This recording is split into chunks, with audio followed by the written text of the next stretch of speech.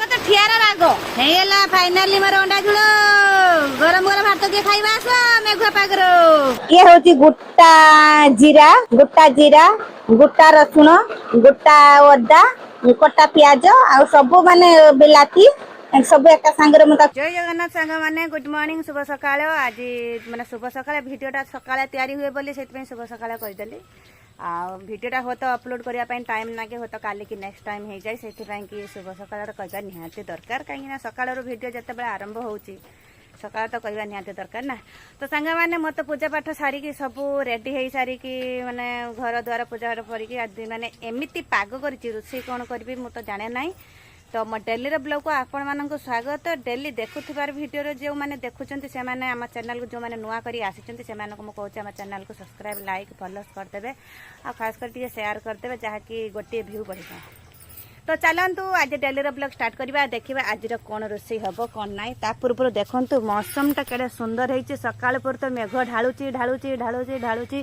किछि काम करियोनी एते पानी एटा अठला जगह आइथिले एठी पानी पूरा छिड़ा होई थांता किंतु आम एरिया बाली एरिया पाई कि एते पानी नाही बहुत प्रबल एबे भी सुधा अंधार करी रही पड़िला पड़िला पड़िला पानी तो मो डेली ब्लॉग तो आपण मानु कोन रोसई करबी मैं पर्यंत किछि फाइनल करी नाही आ देखिन हे आइला हे माटी चल भगवान में लो लो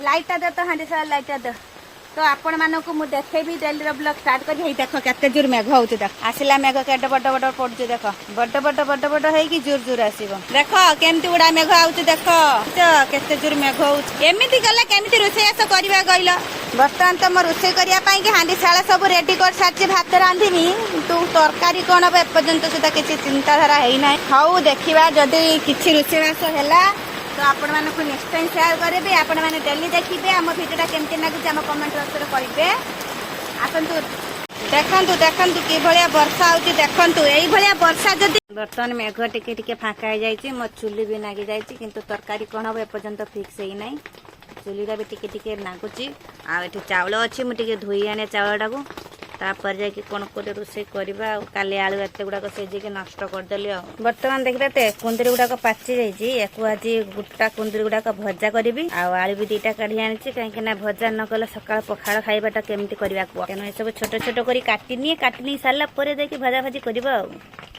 वर्तमान तो देखिबा तो छोट छोट करी काटी नैची सब परिबा पत्र छोट छोट करी काटी नैची आ काटी नै साला परे याको आमे करबा भाजा भाजी आटी तो अपरिष्कार करी रखिची भात भी मोर फुटी गलानी आ बापा मो झीटा सेपट कोठी रही गला भात भी फुटीगला भात गड़ेबी केते एकुटिया के मोबाइल टिके धरिथिले आज रविवार अछि टिके छडा मोबाइल धरिथिले ही न थांता कैमरा टिके धरले ही न थांता याको भलो के क्लीन करी धोई आनिबी काहे कि टिके भाजा भाजी करिया पई कि पखाळ तो खाइते हेबो ना ये मेघर एमिति जदी पड़ी रहबो लोक तो काम दाम करबे उपास सब एडी मरिला भूख उपास रखी खाइबो किस लोक उपास काम करबो किस गडा जिंस पत्र हाथ परिबा आनिने तो गोटे रोसे आस गडे किछि हबो और जातिया मेघ एमिति होउचे भगवान कंचा पानिया मेघ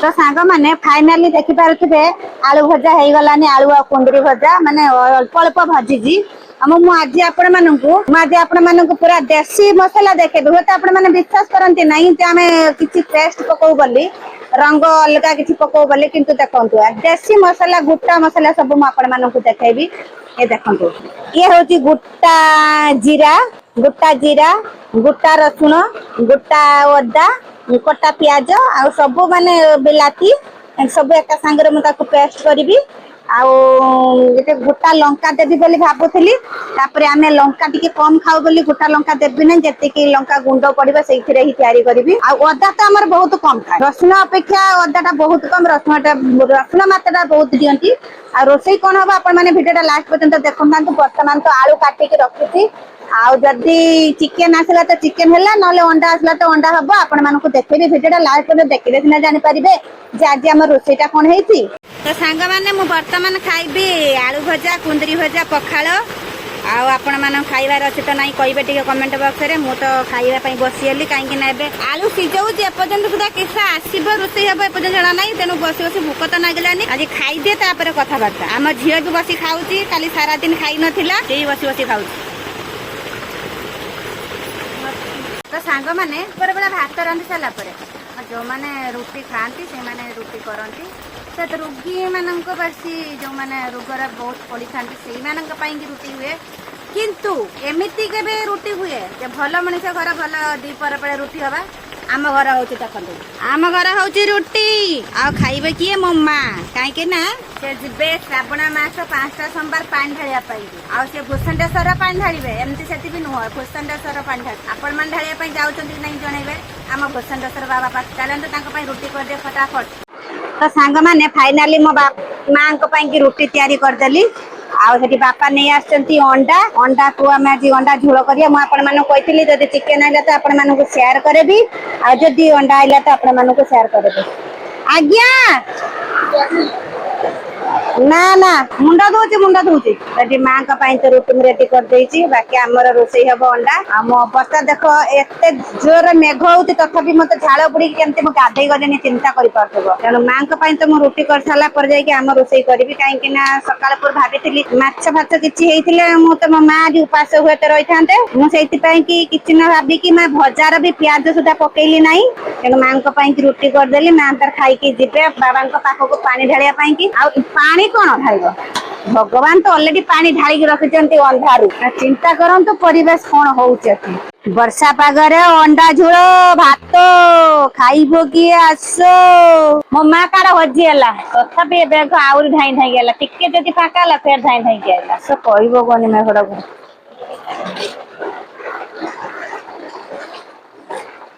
ତ ସାଙ୍ଗମାନେ ବର୍ତ୍ତମାନ ମୁଁ ଅଣ୍ଡା ଝୋଳ କରିବା ପାଇଁ ରେଡି ହେଇଗଲି।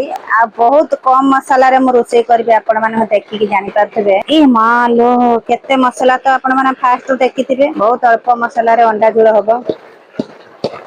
ଆଗ ଅଣ୍ଡା ଟାକୁ ଭଲ କି ଭାଜି ଆଣିବା। ଆକ୍ଚୁଆଲି ଲଙ୍କା ଯେ ଦେଇକି ଆଳୁ ଭାଜୁଥିଲି, ସେଇ ଭାଜ ତେଲରେ କି ଅଣ୍ଡା ଟା ଭାଜିଦେଲି ବୋଲି ମାନେ ନାକର ରାଗ ପଶିଯାଉଛି।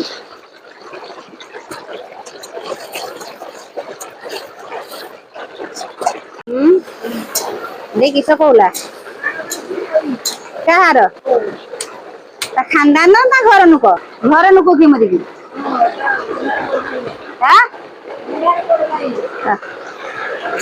ତା ତ ଅସୁଧିଆ ହେଇଗଲା।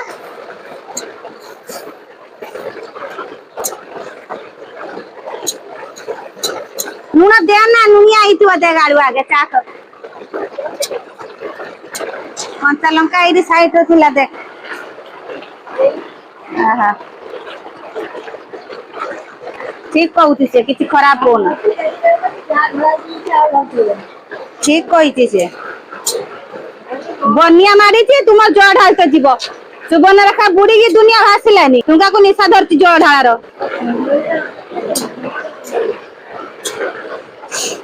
ବନ୍ୟାରେ କେତେ ଲୋକ ଭାସି ହଉଛି, କେତେ ଗାଈ ଗୋରୁ ଭାସି ହଉଛି। ତୁମର ଧରିଛ ଯିବ ଜଅ ଢାଳିତେ।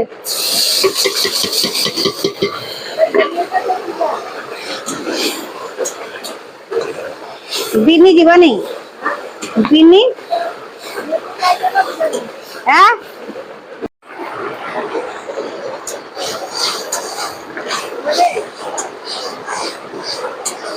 ଜଳ ସରୁ ଜଳ ନାହିଁ।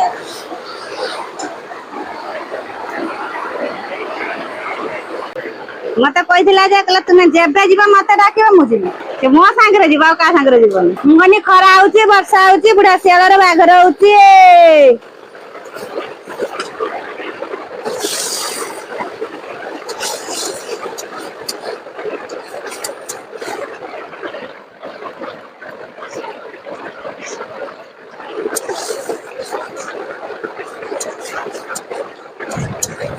ଘଡଘଡି ତାର କମୁ ନାହିଁ।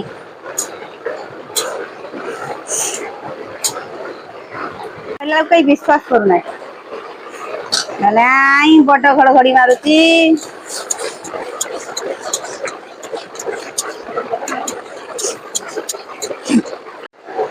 ବାଲଟି ତ ଦେ ଢାଳି।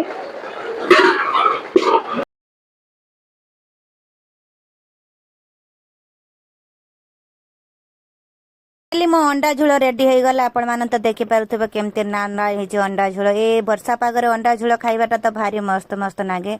आ आपण माननकु तो मो पूरा वीडियो देखि पारिबनी काहे कि बहुत लॉन्ग वीडियो हो जाए। तेणु मोर एतिकी वीडियो रोषे करबा वीडियो मो आपण मानकु शेयर करे केमते लागे आम कमेंट बॉक्स में निश्चय जणेबे। आज का